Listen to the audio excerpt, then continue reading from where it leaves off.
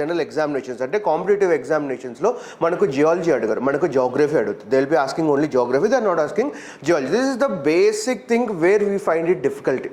మనం ఏంటి అంటే కాన్సెప్ట్స్ చదివేస్తాం, అంటే జాగ్రఫీలో ఉన్న కాన్సెప్ట్స్ అన్నీ చదువుతాం. Like will be reading all the theories, like solar సిస్టంలో లైక్ యూనివర్స్లో ఒక 10-12 థియరీలు ఉంటాయి, అవన్నీ చదివేస్తాం. అలానే ఎర్త్ కొన్ని థియరీస్ ఉంటాయి, అవన్నీ చదివేస్తాం. రైట్, మరి దాంట్లోంచి మనకు క్వశ్చన్స్ రావు.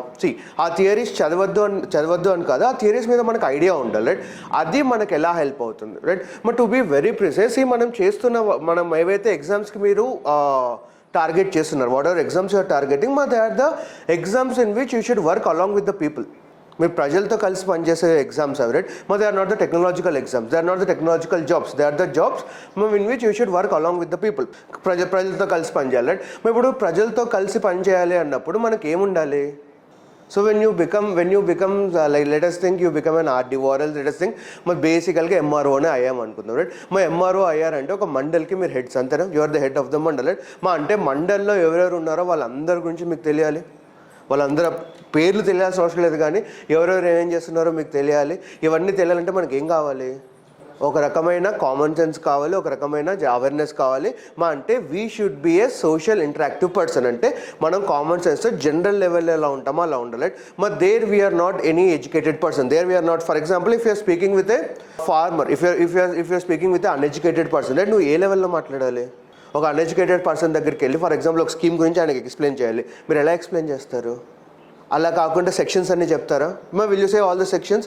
సో అంటే ఇక్కడ ఈ ఎగ్జామ్కి మనకి ఏం కావాలి అంటే ఏవైతే కామన్ సెన్స్కి, ఏవైతే జనరల్ అవేర్నెస్కి అవసరం అవుతుందో ఆ సబ్జెక్ట్ మాత్రమే కావాలి. Here concepts are not necessary.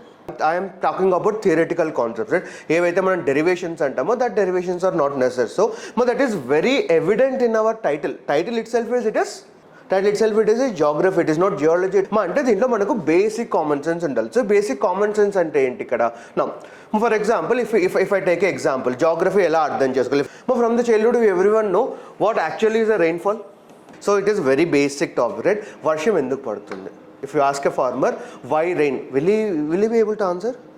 Obviously answers వర్షం పడితేనే భూమి తడుస్తుంది, భూమి తడవడం వల్ల దాంట్లో ఫర్టిలిటీ పెరుగుతుంది, సారం పెరగడం వల్ల దాంట్లోంచి అగ్రికల్చర్ వస్తుంది, అగ్రికల్చర్ మనం తింటాము. Right, he gave the answer. Then as officers why we're unable to give the answers? ఎందుకంటే మనం ఎప్పుడు రెయిన్ఫాల్ గురించి చదువుకోలేదు. అది ఒక ఫార్మర్కి ఏమవసరం, అది ఒక కామన్ హ్యూమన్ బీయింగ్కి ఏమవసరం? So target the exam what your studying. మీరు ఏ ఎగ్జామ్ స్టడీ చేస్తున్నారో ఆ ఎగ్జామ్ పరంగానే మనం చదవాలి. రైట్, మరి దాంట్లో this geography plays a very important role because it is completely a common subject.